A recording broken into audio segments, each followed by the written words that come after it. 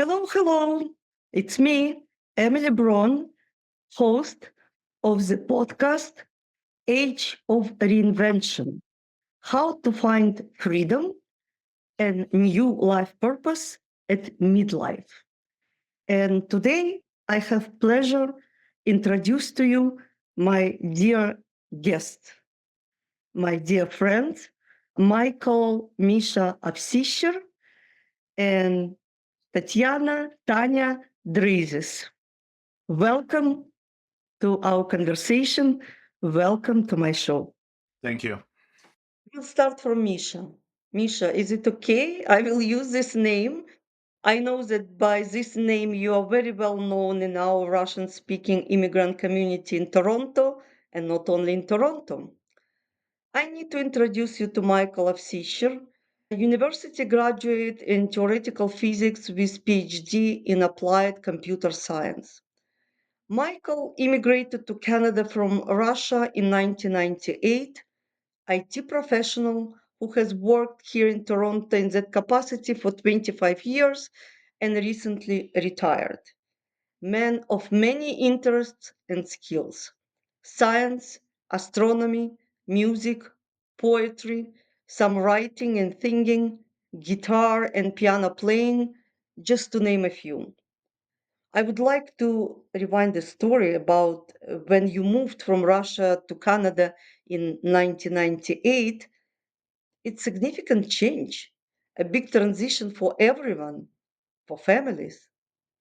How has this transition influenced your personal and professional life? Could you share some memorable experiences or insights from your initial years in Canada?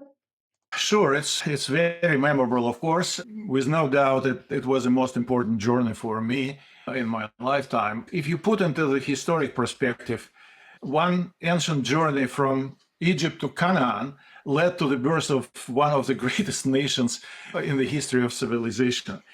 And if you project that to the family scale, you can realize that moving my family from toxic environment of the aging Soviet Empire to the new world gives a chance to all the family next generations to realize their potential.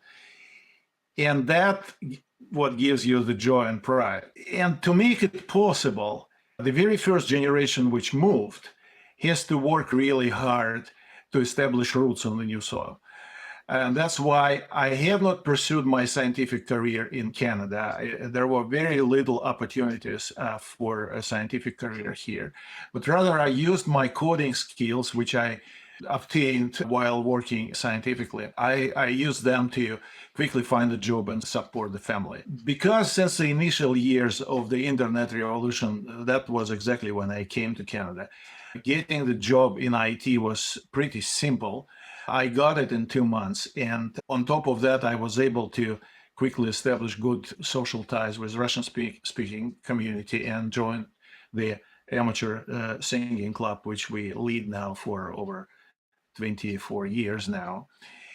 And yeah, I even started the singing duo, which is still exists, and it's just right next to me. That was one of the most memorable experience. How we met in the club on the very first concert happened to attend here by pure chance. Another memorable experience is that on my first trip to Ottawa along 401, I saw the sign somewhere next to Belleville saying, "This is a site of the future ITER." ITER is International Tokamak Reactor, the thermonuclear device which was supposed to be built in Canada. And that was something which I was dealing with in the course of my scientific career, very short-lived scientific career back in Russia. And I thought that's where I belong. That's where I'm going to work. But unfortunately, later on, France won the competition for the site. And now it is being built in southern France near Côte d'Azur. And that is something which changed my plans for Canada. And I was working as a programmer and coder all this 25 years. Again, the most memorable experience was, of course, meeting Tanya here. And we created the singing duo and the family. Oh, thank you for sharing these details. It's even I received better understanding of your personal circumstances. But what I also understood is that actually your love and passion for science, which was not implemented at the early years of your immigration life in Canada, you were able to convert to something else, which you enjoy now in retirement, but we will speak about it later. So all is taking place, maybe not in the time we are planning, but actually retirement for some people, and you are example, it's time for realization of plans, maybe in different format or passions that we were not able to implement early in life. Exactly. And yes, your academic journey, which took you from exploring the mysteries of the universe, and I understand that you were working in atomic physics, yes, and some, and astronomy was not exactly, but it gave you, it navigated you to the world of applied computer science, and many of immigrants, professional immigrants from Soviet Union, actually, including me and including Tanya, were switching the Tanya actually to less degree, but other as a professionals found the profession or made this leap actually based on the market requirements, because we all had families. We understand that we need to build a new life in a country.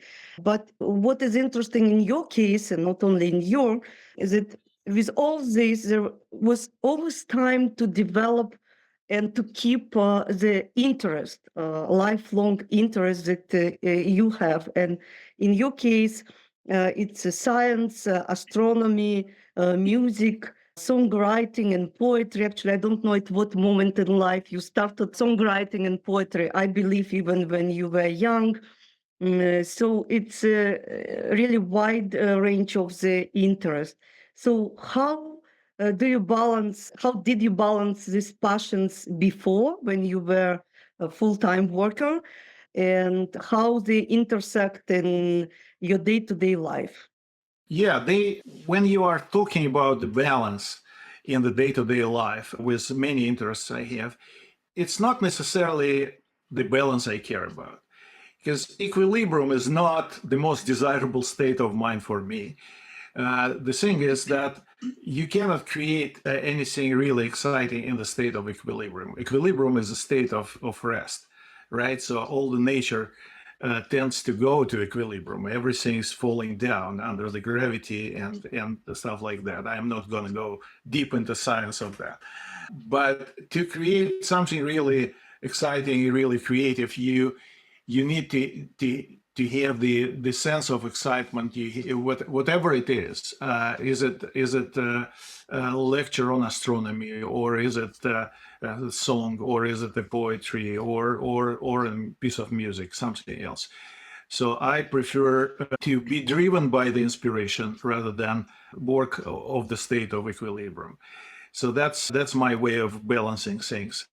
But time-wise, yes, I'm trying to share those interests amongst my time slots and during the day. And now, when I am retired, my interests feel like the air or the liquid, fill all my time with joy, and I can do whatever I want anytime. I really like your answer. And it's really refreshing for me personally. And I know how it might be different comparing with people living in Canada and United States, but actually it's one of the reasons I have these interviews to have a different point of view. And coming back to your love to music, songwriting, and performing, can you tell us about when you started, how it started? It was so long ago that I don't really remember how I gathered all the courage inside me to write and perform my first song or my first poetry. I remember that I was writing poetry even early in school, like in grade 5 or something like that. And sometimes I even did some of the homework in poetic kind of form, like essays, writing essays this way. Somehow, maybe it was inspired by my mom, who was a teacher of Russian language and literature. that I got the feeling that the form in which the poetic creation or literature, any literature creation for that matter, is presented is as important as the content. So form and content, the appearance and content, the shell and the content has to go shoulder to shoulder, hand to hand, in order to create something really exciting and attractive. So I was trying to go that way. Songs, of course, came much later. When I mastered the instruments, I started to play piano first at a very early age, and then later to the end of the school, I took on the guitar. And that all that performing with the guitar and voice naturally happened when I became a member of the local amateur singing club in my city of Samara. In Russia, those type of clubs are known as KSP. That comes from abbreviation of that word, like Club of Amateur Singing. And that's where I started to learn how to play guitar. And later on, when I came here to Toronto in 98, I found a similar club working here for some time already. And then I knew that I came to the right place. I remember even how I was happy when coming in 1997 in a newspaper, I found that there is a club of amateur singing club in Toronto. And I felt that there are people here who I can relate, who I can be close with. And yes, and I immediately called the person who was answering Jan at the time the call, and even I'm not so active like you and Tanya now, coordinate for many years already, coordinators of this club and actually leaders of the movement. But I fully understand your joy about this club. And since it's not well known on North American English speaking world, I would like you a little bit to explain what this amateur singing club is about and how it's different from probably maybe other clubs which existed in different culture. Because what I would like to outline, and I know it's a special musical movement, I would say, and the question for you, please describe what role did this poetry and songwriting movement initially played back in Soviet Union times, and little history, how it developed and still taking place in many countries after USSR collapsed. And at the end, where in the world these days people can find or join such a clubs or festivals. Yes, this movement is a really important layer of the Russian culture and traditions. It is called as the movement of KSP, and it was named that way in 1967 when people got together one of the first times and started to sing together and realized that they have something in common in that realm. It actually started as something which is totally opposite to the official Soviet culture, which was focusing on the collective values matching ideological foundation of the state versus the personal values. The official optimistic songs, they were totally neglecting the personal values as well as the most natural human feelings, and especially they avoided the critical view of the Soviet reality. After the Second World War, the patriotic songs, which were created in numbers in the 40s and 50s, were still popular, but after the war generation, and didn't see them as up-to-date kind of cultural content. And especially after the 1956, when educated people of Russia started to feel some liberation, those old songs were not expressing the meaning of life and didn't match the feelings of many people. And because of that reason, some very good poets who felt the same way, they started to write texts that were very different from what was officially publishable in those years. And they even performed those creations in small concerts with simple melodies. People may remember those names like Mikhail Ancharov, Bulat Akudjava, Alexander Galach, Alexander Gorodnitsky, and later on Vladimir Vysotsky, and many other popular singers and songwriters.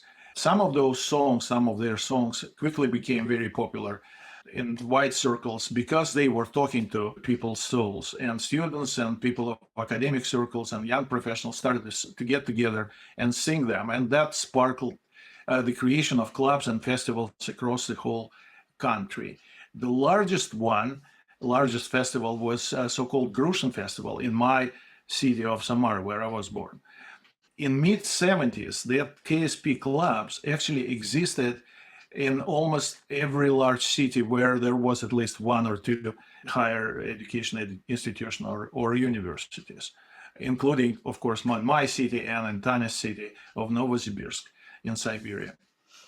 Some of those songs, they were very ironic and sarcastic towards the Soviet regime.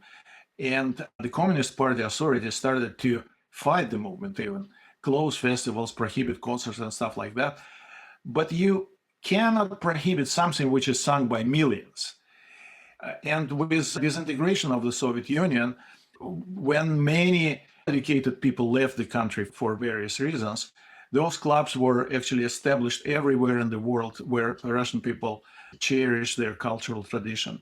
And they spread around the whole world, from Israel to Germany, from US and Canada to Australia. And everywhere we traveled, we found people singing those songs and attending those clubs. Now we see dozens of KSP festivals in all corners of the globe, and the largest one being just outside of Russia, of course, being the Blue Trolley Festival near New York. It is actually named after a very famous song by Bulat Akujava. And that happens twice a year and attracts a few thousand people, and we often attend and perform there regularly. It's important to say that the famous Grushin Festival in Samara was sadly taken over by force, and now its former popularity is being used by the propaganda, and for the propaganda rather, by those who share Putin's militaristic worldview. And to have a feeling how it sounds like, you can imagine something like from the history of from other cultures. Sometimes it sounds like a little bit like a French chanson, something like Georges Brassens or Jacques Brel. Sometimes it sounds like Scottish ballads or American anti-war songs like John Baez or Pete Seeger. Yeah, we have our own line in this movement, and we quite often perform our songs which were written by me or us together, or translated from other languages, or even like fantasize based on the melodies from the jazz standards.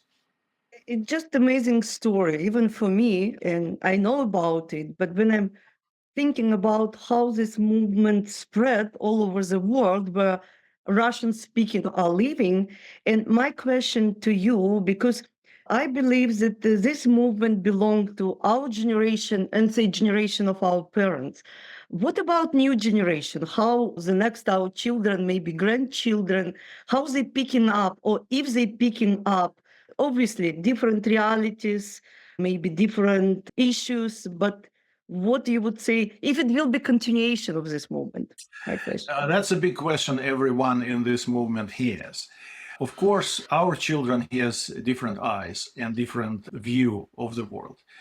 But my children were grown with the sounds of those songs. They attended the Grushin Festival when it was a good festival, and they know most of those songs, and they like some of them, not all of them, and they have their own music, their own sense of rhythm and sense of poetry. And I believe somewhere deep in their heart, they feel the connection with what they heard in the early childhood, and somehow coordinate what they say and what they sing with that content, because you cannot forget those things. As for more modern generation, which is now like in teens, in those early years, that is one of the goals of the festivals, especially Blue Trolley, which is considered to be a family festival. meaning that for every generation, from very early years to the retired people like us, there is a place and there is an enjoyment and there is a stage for them. And of course, children who attend those festivals, they hear those songs. They even participate in some sort of concerts uh, along with adult people on that Blue Trolley Festival. There is a concert, special concert, which is called Meters and Millimeters. Meters meaning it's a play upon the world, meaning that those who has grown in their musical craftsmanship quite high, and those who are very little yet. And the idea is that an adult performer and the very young performer or performance prepare together some number and perform it together. And in the process of preparing this, they rehearse, they meet, they speak, they share ideas, and that way the feeling and the knowledge and the musicality and the poetry and whatever we are talking about is transferred through generations. Many children attend that festival, and of course there is a special prize for them in the ticket. So they actually encourage children coming, because we all know that in some time that world would be represented by them, not by us. Well, I really like it. I'm joining you on the next festival. I really get even bigger desires than before. And now, just to illustrate what is about people who are listening to us, uh, please share with us a snippet of one of your favorite original pieces. And maybe you will explain who is author of the music, poet. Okay. All right. Usually we of course sing in Russian because it's the pleasure is to sing in your own language. The foreign language sometimes we also use if we, for example, sing the translation of the French song like Georges Brassens, for example, famous Pour le Verre. We use French and then the translation, some English songs too. But of course, most of our repertoire. Yeah, there's a Robert Burns famous song too in our repertoire, but most of that is of course a Russian-based language as lyrics. And one of the features we incorporated in our programs is that when you perform on that soil, you have to have somehow you actually already have the feeling of the music which was created in America, and the music of America, native music of America, native in the sense of 20th century, of course, is jazz. Jazz was born in America and started to flourish in America, and then spread across the whole world. And we got the idea that we wanted to sing jazz melodies, which are usually called standards. But the lyrics of jazz standards are not necessarily talking to us very often, because sometimes they are forgotten, sometimes they are pretty simple and not really translatable in an appropriate way. Sometimes we have different feelings about that melody. Basically, the idea of creating those songs was the melody or the title or something inspires us to write the new lyrics, Russian-based lyrics for those songs. And that creates fusion of two content, the musical content born in America and the Russian content based on the Russian language born in some head you look at. Should be interesting. I'm ready. You ready? Good. So let's sing one of them. This is actually very well-known jazz standard, written in 1931 by two musicians, Fabian André and Wilbur Schwan. And the American listeners know that very well and will recognize it from the first notes. It is called Dream a Little Dream of Me. Yeah, but I forgot to say that this new lyrics doesn't have anything to do with the original one. It wasn't inspired by, music is fine, but the lyrics was inspired by the amazing view of color changing in the fall for Canadian forest, which we go to very often, many people in Canada, in the fall time and the autumn time. It's really amazing view, and that was my inspiration for these lyrics. And the new title for that is Summer Bids Farewell.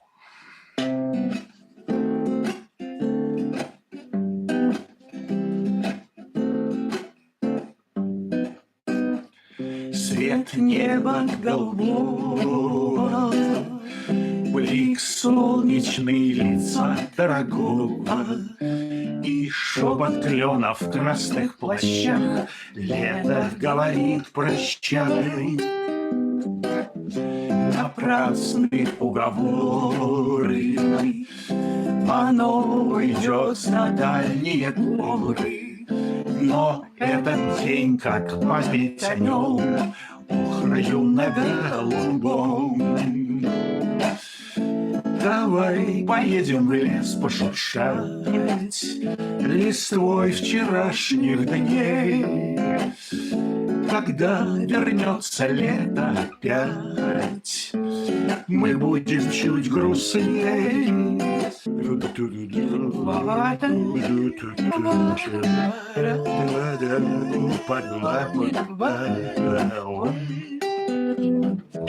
Свет неба голубого, блик солнечный лица дорогого, и шепот кленов в красных плащах. Лето говорит прощай, лето говорит прощай, лето говорит прощай.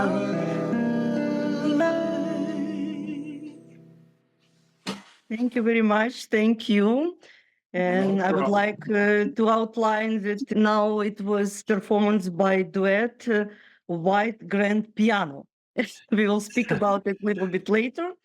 And moving to the next, maybe the most inspiring question. Misha, congratulations. You recently arrived to retirement from the long professional career in IT. But I know that it's not retirement in standard, actually outdated sense, because for me, retirement as well should be the best period of life when you actually have time and to implement your plans, ideas, projects, actually to enjoy the life. And I know that your calendar is again busy and full of different activities. And I probably know just some of them. And what I know that you created online astronomy course for adults. Yes, it's for adults only. Yeah, it's right. Yeah. Actually, it's your old love of love and knowledge and following up about astronomy and latest achievement. And I participated in one of them in the past, in one of presentation you did in this regard. So I have my personal experience. You also provide guitar lesson, guitar teaching to everyone, regardless of age, including your wife. And I know it should be challenging. Yes, it is. Yes, it is. And as far as I know, you're always busy preparing to the next event, a club event, because club is a working actually entity in Toronto, and you invite guests, and guests are coming, and organization of concerts, and you performing yourself, like in Canada and abroad. So a lot of work in this regard, concerts and travel. And what I would like to outline, what I'm personally enjoying almost every day, a new piece of poetry in a Facebook format, in a Facebook world, but I know that it deserves more than only Facebook. And I can only say that I'm happy that I get at least 2 volumes of printed poetry as a gift from you. It's not yet spread, and that's why I'm especially proud. I'm trying to save some trees, but you are an Please. exclusion. Okay. But so please tell a little bit about each of these activities, or maybe something that I don't know even. We don't have enough time to talk about each of the Oh, activities, but I will tell you about some. It's been almost a year since the end of my last contract. And I remember I was told by my friends before, when I was working, Be prepared for that time. Think about what you're going to do when the time comes. And when it came, I still was not exactly sure of what I'm going to do because it's a very difficult question. It's hard to realize the state of mind when you wake up in the morning in whatever time you want, and that's where the morning starts. That you don't have to be mandatory meetings and all kinds of obligations related to the permanent employment. But in the same time, you very quickly realize that you don't want to sit on the sofa and scratch your belly, and you need to do something, create the meaning of your existence. Right. I soon realized that the best approach to this new situation in life would be to use existing knowledge and skills, which may be totally different from what I used in Canadian professional life. And in my case, it was teaching because in my diploma, in my university diploma, they said a physicist and a teacher of physics. So physics and theoretical physics was my major, and I was working in the university back in Russia, teaching some stuff. But mostly it was still related to computers, but that's how the situation was. There were some teachers of physics beside me, and I took that path because by that time I already worked as a scientist, and my scientific work was closely related to heavy computations, which are necessary in theoretical physics to prove the models you are working with. Yes, and I recalled my physics background and started an online course, Astronomy for Everybody. Why astronomy? Because I was thinking that we are looking under the feet too often. And there are some stars, there is something which is bright above our heads. And astronomy is something which attracts everyone. I remember one phrase from my early childhood book, that if the night sky would exist only in one place on the earth, that would be the most popular place on the earth for the people to come. So I thought that astronomy would attract people as a content. But of course, that was supposed to be not a scientific course, but the course which was attractive for people with no mathematical or physical education. Just Just zero, educational. yeah, educational course, zero formula kind of basis, but without losing the scientific context of it. So that's what I intended to do. I'm, of course, not a professional astronomer or astrophysicist, but I was always looking at this field, interested in this field, and knew that I can make a course which is both attractive and easy for understanding, and without losing the scientific context of it. And that idea worked out, and it attracted many people, more than a dozen people. Actually, over 30 people responded to my survey, and over a dozen people attended this course. Some of them were attending that online over Zoom, and some were looking at the lectures in recordings. I just finished that last Friday. I just finished that last Friday, and I still feel kind of excitement about the last seminar which we had, and many people were. I insisted that by the end of the course, my listeners were doing the presentations themselves, the short presentations themselves on the last seminar, and they did. We had 5 presentations on different topics, from aerophotography or to the Big Bang to chemistry of the atmospheres on the outer planets and stuff like that. So those sessions were recorded, and they are available for everybody who wants to see them even now. And I'm moving to the next project. You don't want to repeat yourself. It's not a joy. It's not a creative thing. The next one I wanted to dedicate to music. And I found out that many friends of mine from the club, they do play, they do sing, but they don't remember or don't even know the musical theory, elementary musical theory, which is behind all this music. The paradox is that we do learn the literacy to read and write in school, but we have the musical literacy in most cases because it requires special education.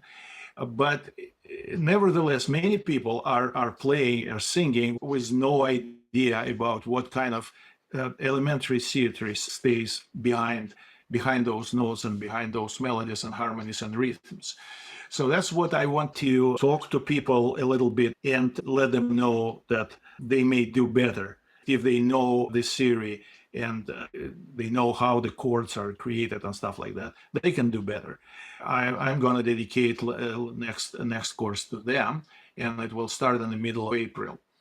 Other plans are also in works. We have some public performances coming by invitation. We are going to participate in festival this year. We have some concerts and plans. In fact, we are planning to celebrate 25 years of our duo with a 2-hour concert in May here in Toronto. So in other words, as Freddie Mercury used to say, show must go on. Really listening to you and thinking really to plan it, and so to work on your next astronomy course development. And I understand it should be now in English, yes, to attract probably bigger public. And guitar teaching classes, it's more now, I understand it's classical, to add classical theoretical music theory to the practical skills.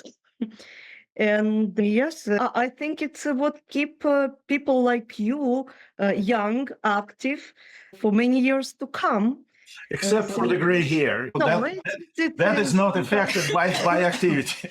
No, it's for some people, it's even fashionable, I would say. Yeah, but they notice that they don't leave the hair.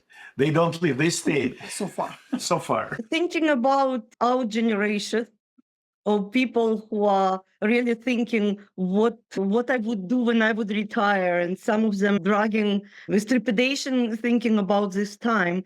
What would be your advice for people who are looking for a new life purpose after retirement? That's actually a very good question. I'm not sure that I'm able to give the good advice because I'm very young retiree. I didn't have enough experience yet in that realm. But I can say something. In some sense, the previous generations, like us, are somewhat richer than the new ones. They are richer by the dream. You know, what we were dreaming of, the modern generation takes for granted. We were dreaming of video phones, and everyone has it in his pocket, right? These days. We were dreaming about it. Yeah, I was. We were dreaming about ability to easily publish or to at least once publish our poems or music somewhere for the wide audience. And now everyone can do that in minutes. So the dreams is achieved. The dream is achieved. But the idea is, so my advice is keep on dreaming, and even more importantly, try to fulfill that dream. Whatever, it can be traveling to the exotic country like, I don't know, New Zealand, or learn how to make musical instruments from a piece of wood. The nature of the human being doesn't tolerate the emptiness, just like in nature itself, right? So if you don't possess anything real in your life, whatever the dream you want to fulfill, you will be filled by some strange and unreal things. You don't want that. Be real and keep moving and learn new stuff. And you still can do that, the deep idea. And one of our favorite songs put it, one should be not fear to lose his skills to amaze others, but stay on guard for the ability to be amazed. So let your tireless curiosity lead you. Thank you very much. I personally take this advice, and I believe it will be helpful and to many people to consider. You heard for the last 50 minutes, Misha Ovsichtcher. Thank you very much for your time and advice. And now we will speak about Tanya, the next guest. Let's try. The next guest I have today, and some intro to start from. Tanya Dreizis, university graduate in IT technology. She immigrated to Canada from Israel in 1997. IT professional who is migrated from coding to software quality assurance and recently retired after a long professional career.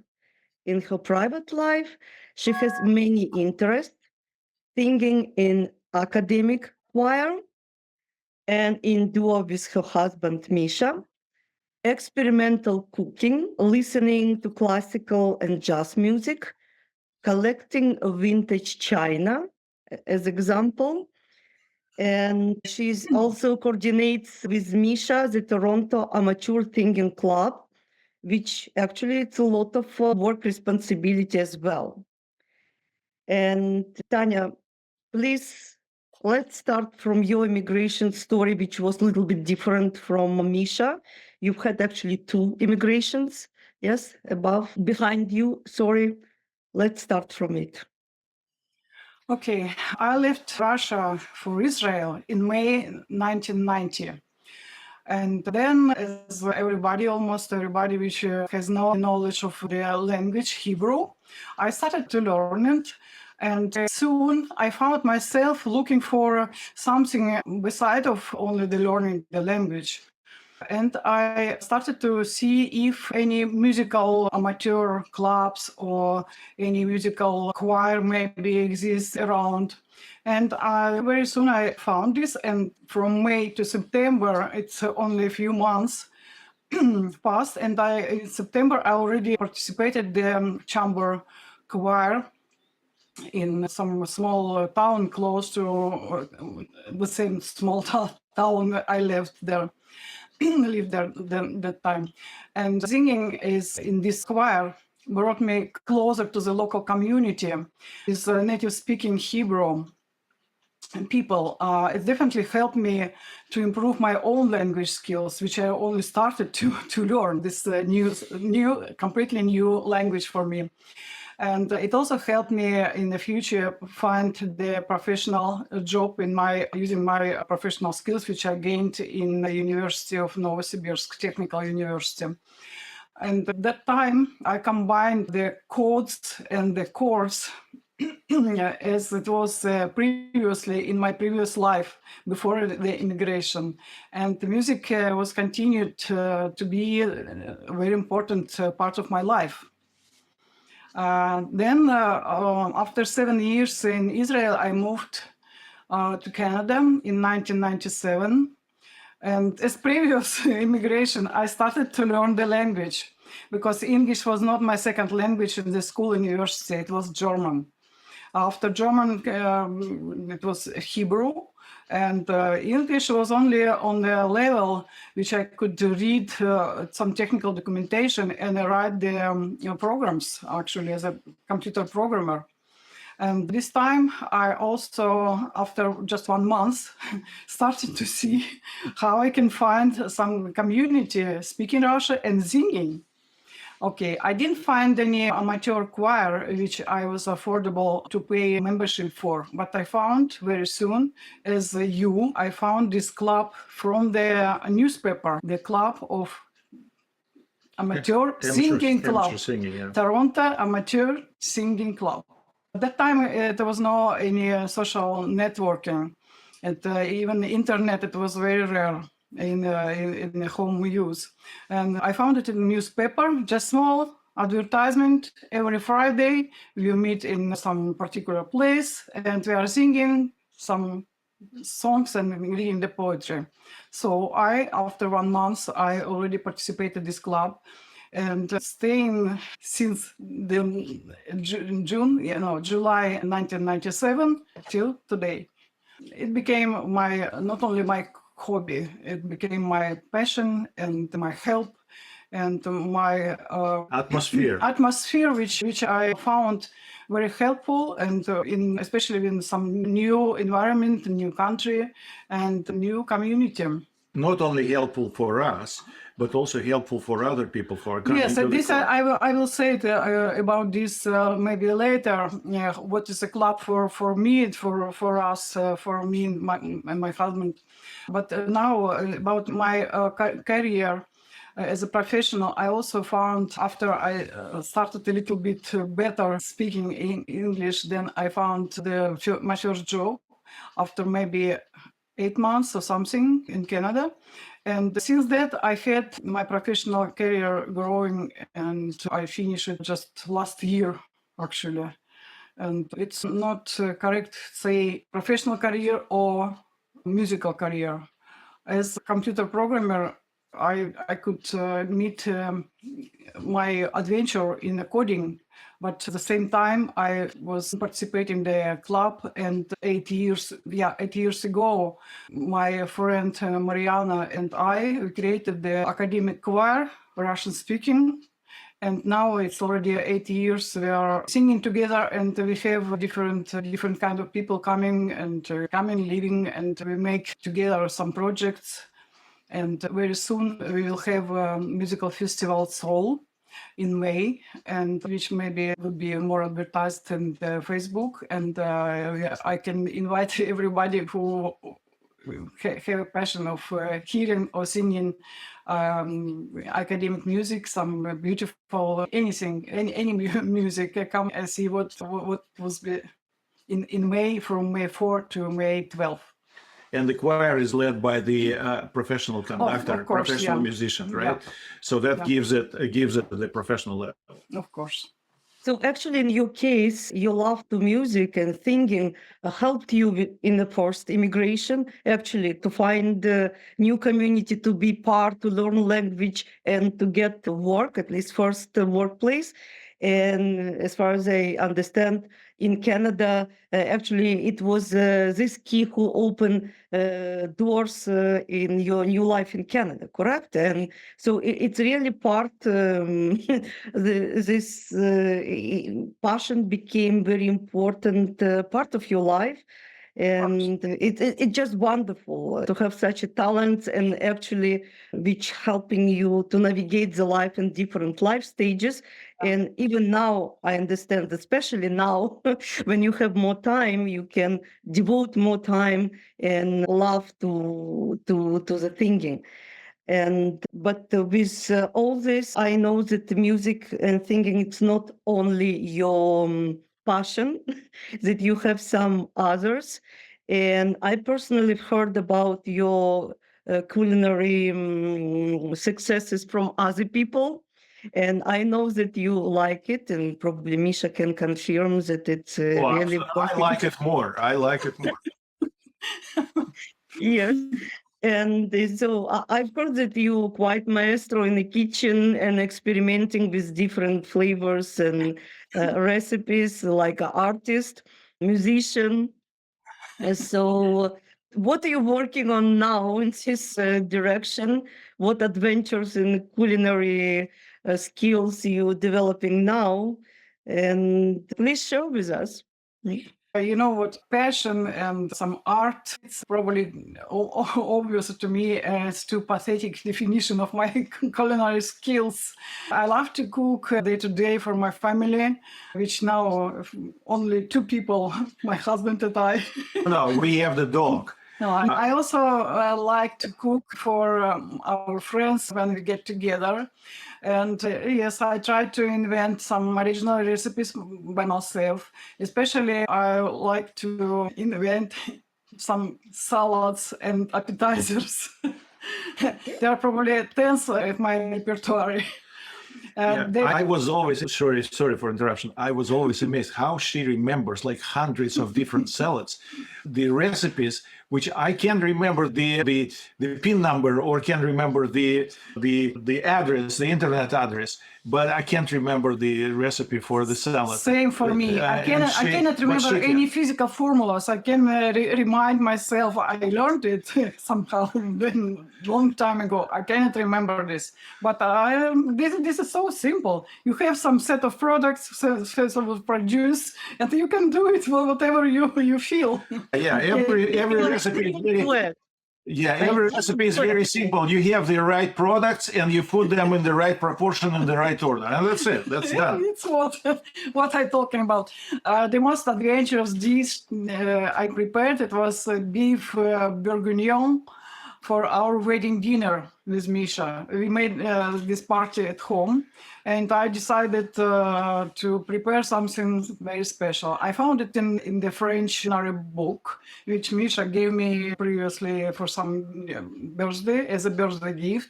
And this was a very complicated dish, and it contains about 15 ingredients, and it takes about 5 hours to prepare from the scratch. But it is absolutely delicious. I highly recommend. It was impressed our guests. I've seen it, and I repeated it later in just few times.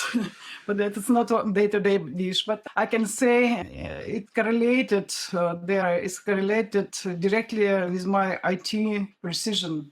Really? Let's see. It has a particular input data, a strong algorithm to perform, and a great output result. That's the most important thing. That's it.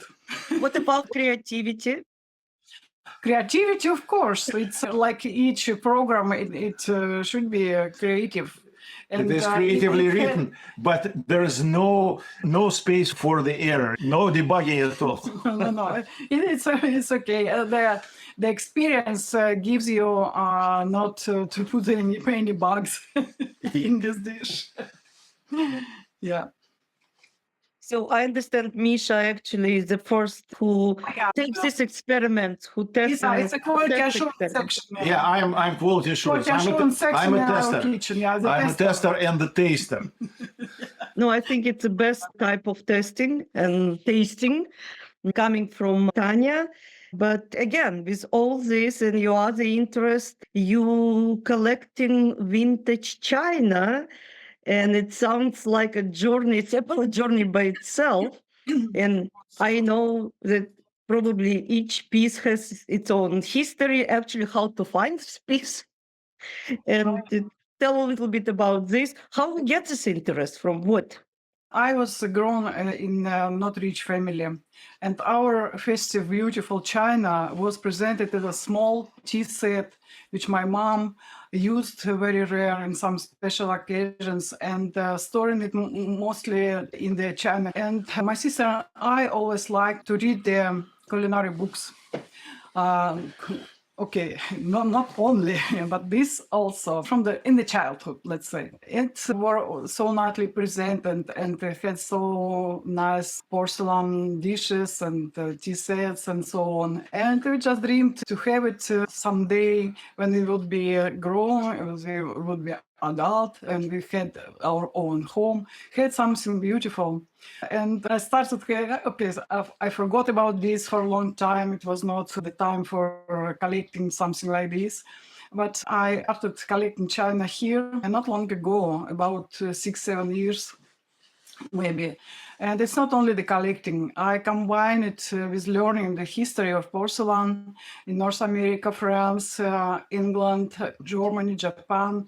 And sometimes you can see this beauty, which I can use actually, not only in museum, just only watching this and dream about this. I have it in my home and I give it to my friends for use, and it's very, very nice to have it.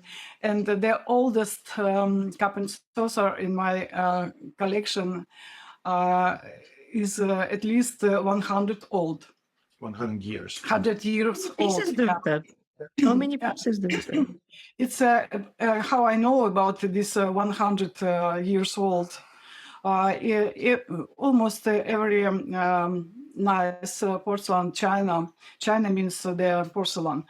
It has some mark. And this mark was stamped on the china from 1876 to 1923. 23 is the latest when this was produced. And I can exactly say it's more than 100 years old. The question was, how many pieces do you have? How many pieces? Yeah, Yes, at least 100 something. 100, yeah, 100 plus, I believe 100 plus, but I want to stop to collect it because Yeah, there is no more space for that. it's not space for that, but I see it like connection, this hobby, to my other passions, all things related to the different art, like music, architecture, and some, of course, visual arts, And pictures, culinary. And pottery, culinary. sculpture, and art glass, and everything like this. So that's part of our world culture, and I collect just small part of this, and it's not nice to have it.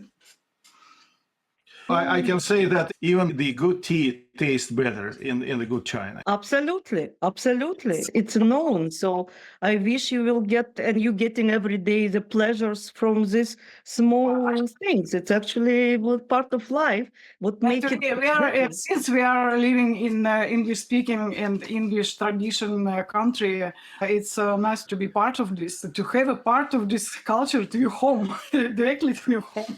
And English china, English made china is Yeah. one of the best one in the world. So Yeah. I understand you organize once in a while high tea parties. No, Yeah. I know that you combine it with concerts and music, and you mentioned something about preparing new program for your 25 years of singing in duet and white grand piano. Tatiana, can you tell a little bit about it? What to expect? And I forgot to mention, I know that you have at least several recordings, CD, like I have several CDs of yours. And the question if you planning to record something new. I already told about how I got to this club. It was 28 years ago, right? Long ago. Long ago, yeah. And last 24 years, we are leading this club, coordinating the work of this club with Misha. But our purpose is still the same. We are not. It's not. Purpose is not to create something very new or different. We always define ourselves not only the singing organization, but during this long time, we experienced to see many people which are coming to the club like a social club, more than artistic or something like this.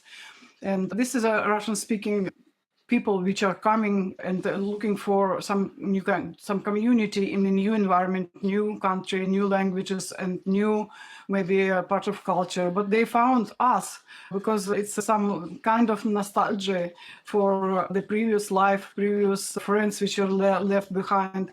And It's rich tradition.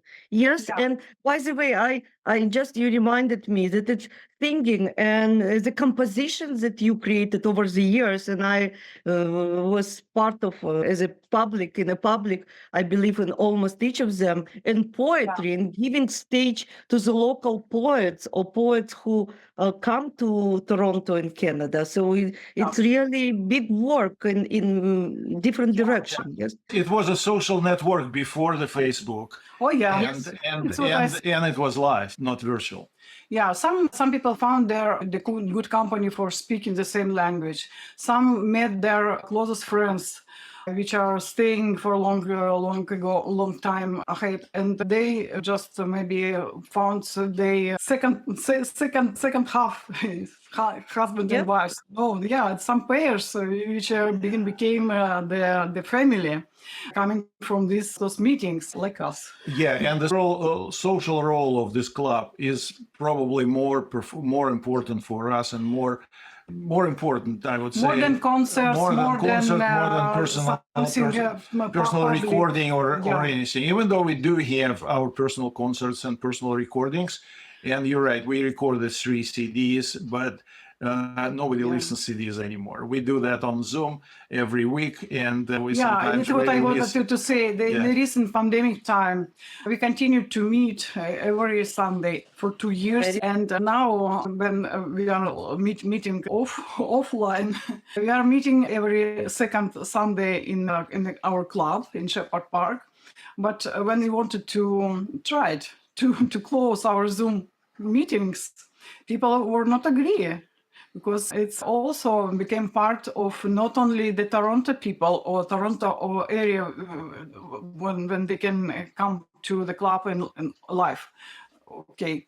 Toronto And, is a big city. Not Toronto everyone, big- even in Toronto, can come. Yeah, as people from United States, from Boston, from Rochester, from New York, Chicago, from San Diego, From Mexico, from Australia, from New Zealand. yeah, people are coming to our club once in 2 weeks in our second week in a Zoom, and we continue to do this. And it became not only once in 2 weeks, and it's every week continue to be a meeting which we have to prepare. We have to meet the people. 7:45. We are opening the Zoom, and people are coming. Yesterday was the last meeting. Was the day, yeah. It's the day, and every Sunday, except the summertime. Summertime in this time we just have the break, but from July to beginning of September. But other time we are meeting. Please and provide the link. I think it would be good for people to know about it. Please provide the link online to Yeah, our to connect. our doors are open. Yeah, it's very easy to find us on the Facebook, KSP Перекресток, and that's it. So I will give you the link. You will post it. Thank on you.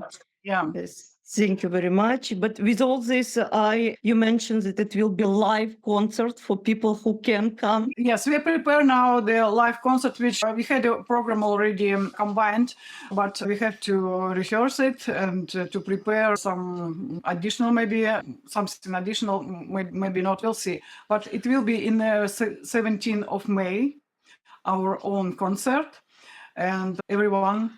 Yeah, we like to do it in the form of like almost, I don't know, like almost theatrical performance, not just separate things, separate songs, not related to each other, but have the whole idea which goes along the whole performance. And the songs are interconnected to each other, and the poetry is a link between the songs. It's some composition, kind of composition, Yeah, which will some be sort of theatrical continue, composition. And we not only sing the songs of other authors, we also sing the songs which we created, and that makes the whole thing very personal, because when you write the song, you write about yourself regardless of what is the topic of the song, right? So that is very important for us to deliver this kind of message to the people, that we are still kicking, we are still singing together, and we are still trying to express ourselves. And didn't retire from this activity. we didn't retire from that and don't plan to. Please continue, because really it's keep up and help many members of community, and it's really way to live. I want to add as a suggestion to people which are close to retirement time, Yes. start, like Misha already told, start thinking about this now, what you will do. Ahead of time. Ahead of time, yeah. And people can check their ability to make even now some additional things which would be continued after professional retirement. And I also didn't mention, now we have still our club. I have choir. Misha has his lessons. Actually, I'm learning. I continue to learn something from him, and I improve my guitar playing skills, which I played some time ago. But now I'm improving my skills in his lessons. But also, I always dreamed when it will be time to read all those books, which I delayed when it was not time. Now is the time, and it's nobody take it away. And those movies which I never seen and didn't have time to see this, now I can do this also. Don't forget about this. It's a part of culture, and it will not be taken away. And but except of this, you have to find something which you will be busy from morning to evening. Yeah, speaking That's about it. books, it makes a lot of sense because if you remember, we were supposed to read War and Peace at the age of 15 or Oh, yeah. 16, and what we could understand in this novel by that time. But if you read it now, you have Now's the time to read it. you have totally different understanding of it. So the classics should come to you again. Okay. I wish you continue to have good time together, good time with your existing and new projects. And it was pleasure to hear you. And I believe we will hear you playing in after this conversation as well. And I wish you the very success. And today, all of us had pleasure to see and hear Michael Ovsichtcher and Tanya Dreizis. Thank you for inviting us. Thank you. Thank you for inviting us. It was a pleasure to talk to you. Thank you very much. I take this advice and believe it will be helpful and worthy of consideration by many people considering and planning retirement. Thank you very much for your time and advice. Bye bye.